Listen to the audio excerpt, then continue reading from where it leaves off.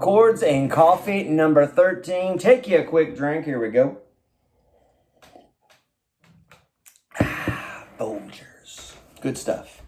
Speaking of good stuff, got a really good comment from a really good friend of mine, Dave McCrate. Dave, it has been so cool to reconnect with you via Chords and Coffee. So thank you for your encouragement. I appreciate your friendship. I do, brother. So Dave and I grew up playing guitar down in southeast Missouri, down in the Boot Heel. And Dave's been chiming in on these lessons, and I love it. He says, this is a comment on episode number 11. Hey, here's an idea for lesson. How do you go about figuring out songs and arranging them for solo guitar? Would be nice to know what the process is, basically. So that's a great question. And in fact, I think that is a fantastic catalyst for a Chords and Coffee challenge. So here's what we're going to do.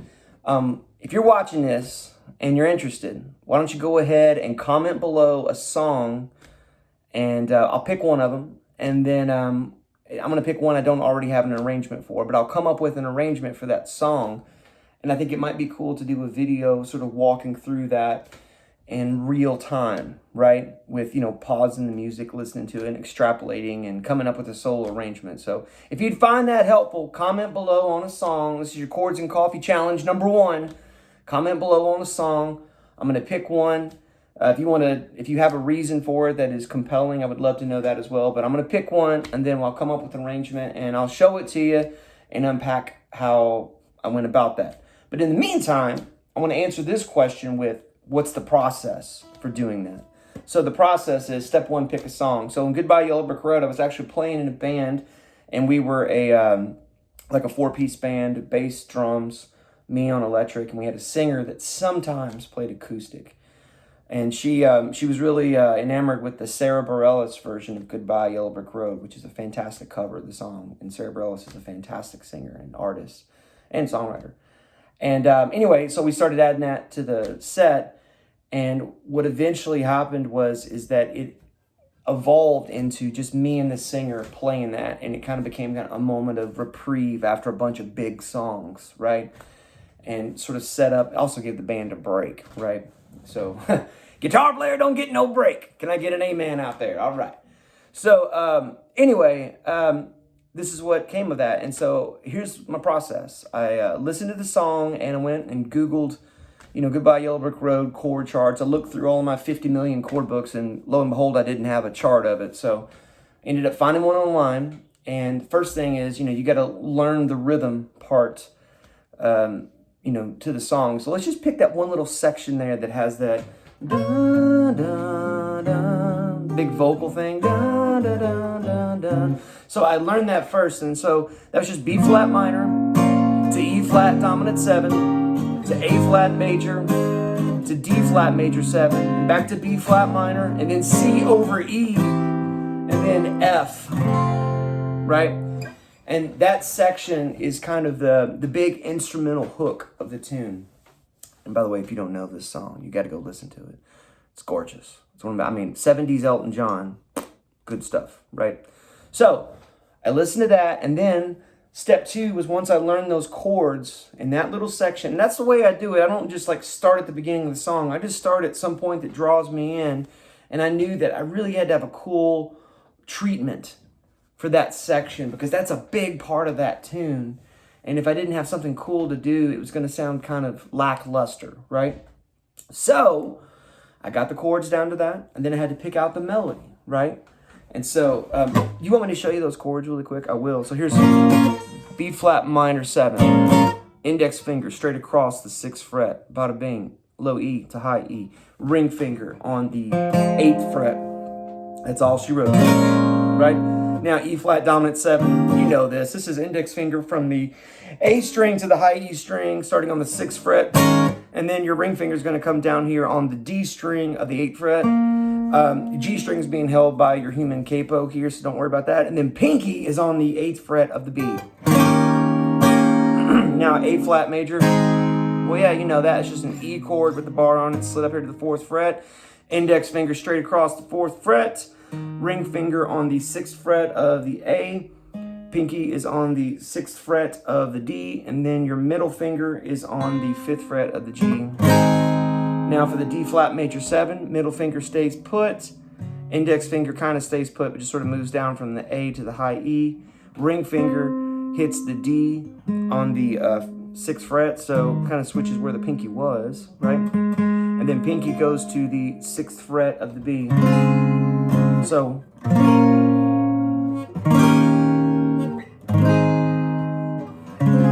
and then back to B flat minor 7, and then C over E. And I'm doing it like this because the voicings that Elton John is playing on here, I like the leading sound of that into the F, right? And so index finger on the 7th fret of the A string, and you certainly can play the low E with that too if you like, but I don't know, I kind of like it without it, just what I'm touching here. So index finger on 7th fret of the low A, of the A, and then pinky on the D string of the 10th fret, and then middle finger on the 9th fret of the G, and then index or middle finger on the B string. Did I just say, let me say that one more time. I think I said that wrong. So index finger on the A string 7th fret, pinky on the 10th fret of the D, ring finger on the 9th fret of the G, and then middle finger on the 8th fret of the B. It's like an F shape on the 8th fret, but you just got rid of the high E, what you're doing here on the 8th fret, and then move this over here. And then to that F. And that's just F sus2, just because I like the way that sounds right there. And that is just index finger barring across the 8th fret, ring finger on the 10th fret of the D, and then pinky on the 10th fret of the G. And by the way, if you like those little harmonic little... All I'm doing is I'm counting up 12 from here. So I am on the last fret of this little Martin OM21 here. And I am literally... I'm getting this finger on top of that fret. And then here, I'm kind of imagining where these guys would be. That in itself is kind of a fun little lesson. Just pick any chord and go 12 frets up from that. And so the way that I think about it is I kind of imagine the chord right here, and I'm just sort of outlining it. So up here it would be... right? I like to do that a lot, and I think people enjoy it. Moving on. So, there's the chords, and then you got to sing that melody over that. What is that melody? Well, that's when you got to go hunting and pecking and find that melody. Most of the time, the melody that you're looking for, if it does not live within the house that the chord has built, it is certainly in the same neighborhood, okay? So, as a for instance, on this... there's the melody. So literally, what is it, step 3? Step 3 of the process is go find the melody and be able to play it in individual notes. And even if it's down here, but you know you need to get it up here, it doesn't matter. Find that melody. And so, in this case, that vocal is so high that... right? I was like, it's got to be up here somewhere. And lo and behold, there's that first note. So it is in the chord. So is that. And then this... third part of the melody is where the chord changes, right? So da da da. Now the next part, the da da da da da, right? Well, that's when that started getting tricky because I'm like, wait a second. So this is all over A flat, and so I can play it down low, but that doesn't sound right after doing this high. And I started poking around, and then I thought, well, wait a minute. That's what I want. But I got to be able to hold the A flat. But this doesn't sound big enough. So if you remember Chords and Coffee number 6, I believe, we talked about playing melodies in thirds. Where, like the Brown Eyed Girl, right? This is a great opportunity for something like that. So I just harmonized. And that instantly sounded better. I really want to unpack this, but I'm going to save it for a future lesson. My buddy Ty asked on the Chords and Coffee number 12 episode about what do you do when you're the only electric guitar player. This is a great example of a situation where You know, so often we're playing big chords and trying to fill up as much space. But the truth is you want to get really good at the art of playing just a few intervals, playing small, so that when you do kick in the big chord, now that means something way bigger than it did before. Because if you start with just coming out guns blazing like that, where are you going to go from there? You're just going to get louder? Well, that's problematic, right? So you want to be able to make these small voicings sound big and appealing. And so what I would do when I was playing electric, when I got to this part, I might kick on a little compression pedal to kind of fill it out a little bit, and not just a volume boost, but just to fatten it up a little bit, right? A big healthy reverb. I love reverb. And some delay, you know what I mean? Just to kind of fatten it up, but we'll unpack that more later. Back to this. So here's what I'm doing. 8th fret on the high E and on the G, skipping the B, okay? And so in order to accomplish that, even if I'm playing with the pick, I'm playing with these 2 fingers. For right now, I would just suggest that whatever you can do to get this done. If you need to like finger pick all of it, if you feel comfortable doing it like this with the pick, whatever. But for right now, here's the mechanics of this hand. I'm going, whilst playing this, I tell you what, let's do this first. 8 and 8, high E and G. 6 and 6, high E and G again. And then 4 and 5, so 4 on the E string, 5 on the G, and then 3 and 3, and then to the D flat major 7 chord. So the whole thing is, now let's put the A flat in the bass so that these intervals have the context of that A flat major chord. Now you might be going, impossible! It is possible, and this stretch right here, this is not a, you know, first year, you know, guitar player chord, but you can do this. You can do this. Remember, it's your thumb most of the time. And also, a lot of times on this big stretchy thing like this, it feels natural for my elbow to want to insert itself into my belly button. Let it happen. It's okay. All right? Just, you know, I just get it in there, right? And get your thumb right. You'll play around this and you'll find a way where this is comfortable. And refuse to let yourself, oh, I can't make that stretch. Yes, you can. I had a guitar teacher, and gosh, John Reamer, if you're watching this, John Reamer's probably, looking, I've had a lot of great guitar teachers, so I want to be careful, but he was probably my best, he was the most significant impact in terms of a guitar teacher who was a mentor to me. It was John Reamer. Thank you, John. Love you. But John, his hands, to look at it, I mean, the guy's fingers were like, each finger was the size of a banana. I mean, just big. And you're like, there's no way he can, like, you know, scrunch in there, but he could do it. He could absolutely do it. And you can do this.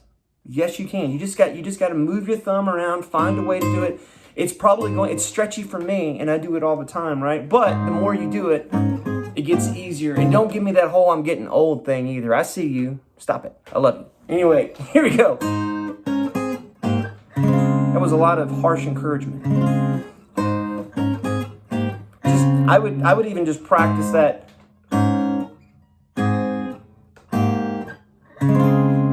That simply, right? Especially if you want to learn this tune. So once I got over the physical challenge of that, dun, dun, dun, dun, dun, dun, dun, and here comes this next part. And then that C major over E and then F. So the whole sheboing is.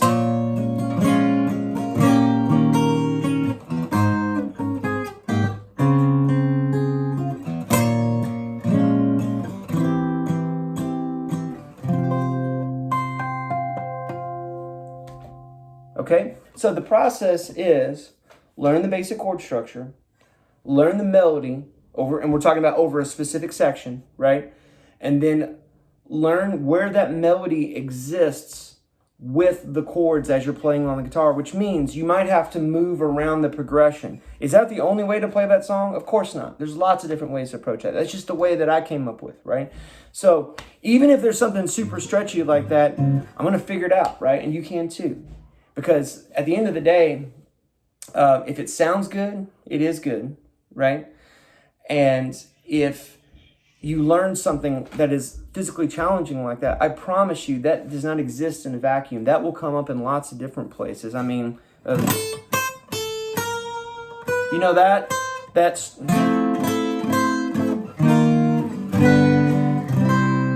being able to get your hands used to some stretchy stuff opens up a whole world of stretchy chord voicings. Ted Green, I've talked about Ted Green before. If you take a look at his Modern Chord Progressions book, and I think you can actually even download the PDF nowadays. If you take a look at that, man, there's some incredibly stretchy voicings that are just gorgeous. So I hope that helps you, Dave. I hope that gets you in the right direction. And again, if you're watching this, comment below. Pick a song that's got a good vocal melody, that's something that most folks know. And also, I would love it if it's a slightly deep cut, too, and not just an obvious. And don't pick Bohemian Rhapsody. There's already 50 great versions of that and, some of the obvious stuff. Pick something that's, a great song that has I'd love it if it had a great message, or at least, had some sort of sentiment that we can all kind of get behind. So pick a great song. Chords and Coffee Challenge #1. I'm going to pick a song. I'm going to do an arrangement for you. And we will see you next time for another episode of Chords and Coffee.